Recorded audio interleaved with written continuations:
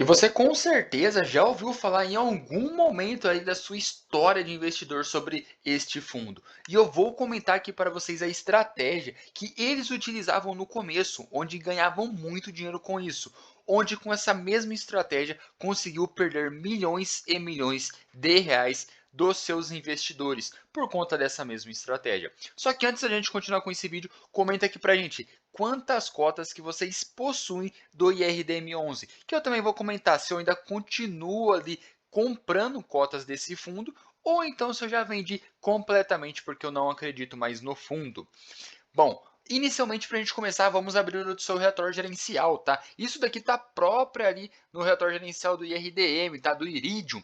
Qual que é a estratégia principal do IRDM? Investir em CRIs. E a estratégia secundária é investir em outros fundos imobiliários, onde ele consiga fazer uma estratégia de compra e venda rápida para conseguir ganhar um dinheiro. Só que o que que acontece? Essa mesma estratégia do IRDM11 no passado fez isso daqui, olha. No ano de 2021, ele chegou a pagar quase que 1,60 por cota. No mês subsequente, 1,34, pagando sempre muito acima de 1% no mês, tá? O que isso fez com que os investidores amassem, tá? É claro que ninguém ligava para a estratégia que ele estava fazendo, ele sempre deixou bem claro, mas todo mundo estava interessado era mesmo no que? Nos seus dividendos. Hoje ele continua pagando acima de 1% ao mês, porém o preço da sua cota acabou decaindo bastante. Eu pessoalmente já vi esse fundo sendo negociado ali na casa dos seus R$ 160, tá? Um fundo extremamente caro. Hoje já não se encontra com todo esse poder ali sobre o seu valor patrimonial sendo tão caro assim por conta dessas estratégias ali que não deram tão certo. E de que estratégia é?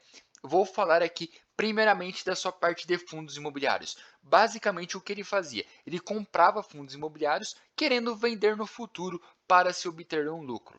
Só que adivinha, o mercado, meus amigos, não é somente de alta que se vive o investidor, né? Então adivinha o que aconteceu?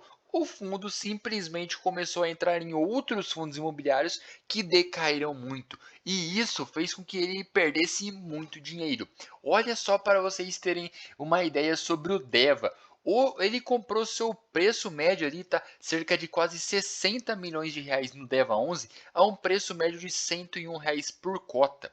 Sendo que hoje o Deva não custa nem mesmo R$ 50. Ele também comprou ali, olha, esse meninão aqui, tá? Que a gente já tá cansado de falar dele, de cerca de R$ 120 por cota, com uma posição ali de quase que 14 milhões, sendo que hoje ele não é negociado nem próximo ali de R$ 60, que seria 50% do valor que o RDM11 pagou.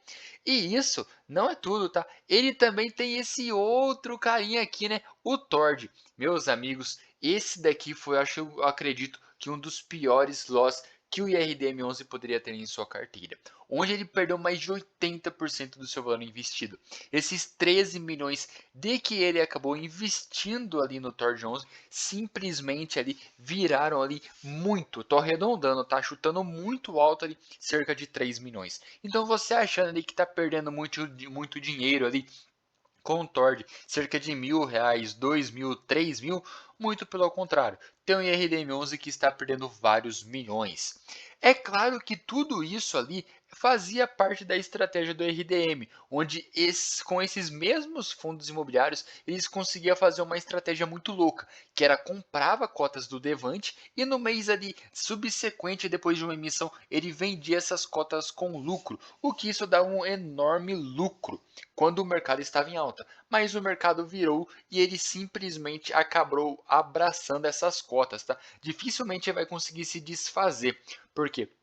Tem muitas cotas, o mercado ali não está com uma liquidez tão grande assim, por conta que os fundos ali deram muito problema. Então eu acredito que isso daqui não virou mais um swing trade, tá? Não virou nem um day trade aqui mais de fundo imobiliário, e sim um casamento com eles, tá? Só que tudo isso ali não vai impactar tanto assim no fundo imobiliário em si. Por quê? Por mais que ele tenha investido ali quase que 600 milhões ali de reais ali nos fundos imobiliários, isso representa apenas 19% do seu patrimônio. Então é uma notícia boa para os investidores, porque quando você desce aqui um pouquinho mais, você vai ver que a grande maior parte deles está em CRIs, em dívida do setor imobiliário. E é isso que salva o IRDM11 para conseguir ainda continuar pagando bons dividendos. Por mais que o seu preço caiu, ele continua pagando dividendos por conta disso. Tanto que quando a gente olha aqui para os seus dividendos, você vê ali que está oscilando, mas ainda está conseguindo manter ali algo próximo de 1%. E é por conta desses CRIs que ele possui em carteira. Se ele fosse um fundo muito ambicioso, tivesse focado mais na sua estratégia secundária, a curto prazo, tá? Neste ano aqui de 2020 ali a 2022, ele teria ganhado muito dinheiro. Porém, quando começou a dar problema ali do ano 2023 para frente, ele teria perdido muito e muito dinheiro. E muito provavelmente ele não estaria distribuindo dividendos ainda hoje. Porque isso afetou demais todos os fundos imobiliários ali que eram muito famosos na época, né? Aqueles fundos imobiliários que pagavam muito dividendo naquela época, como HCTR, como Tord, como Versalhes, como Deva, o FOF lá do Deva. Então, todos esses fundos foram afetados demais. E o RDM11, graças à sua estratégia principal de investir em CRIs, ele conseguiu ali manter ali os seus dividendos. Glória a Deus. Porque eu também tenho cotas ainda hoje do IRDM11 e não são poucas. Estou com um pequeno prejuízo ali em relação em cima dele, tá?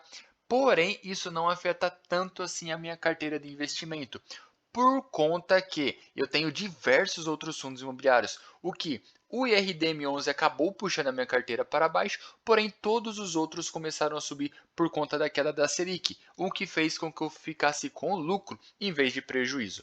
É claro que essa parte aqui dos fundos imobiliários que o IRDM11 tem em carteira, toda vez que eu olho, eu tenho vontade de chorar, porque foi uma estratégia que deu muito certo no passado, mas hoje em dia isso daqui vai virar mais um casamento. Dificilmente ele vai conseguir fazer uma estratégia ali com que ele tenha algum lucro em cima do Deva, em cima do Equitare, em cima ali do Tord. Só que se o IRDM11 acabar vendendo também esses fundos nesse prejuízo gigantesco, vai acabar afetando ali o seu valor patrimonial. Por mais que seja baixo ali esse valor que vai estar afetando o seu valor patrimonial, ainda vai afetar, tá? Tanto que quando a gente vê aqui, olha, que tem apenas, vamos pegar um outro fundo imobiliário aqui, como o Deva, ele tem apenas 1,84 do seu valor patrimonial. Só que 1,84 representa quase que 60 milhões. Então, tome muito cuidado aí. Ah, mas é apenas 1%. Ah, é apenas 2%. Dependendo do tamanho do fundo, isso representa muito, muito dinheiro. Então é isso aí. Eu continuo com minhas cotas, continuo com minha posição em RDM11. Faz muito tempo que eu não compro, mas ainda tá lá, né? Vamos ver o que vai nos aguardar para o futuro. E comenta aqui pra gente se vocês possuem cota do IRDM11 ou não.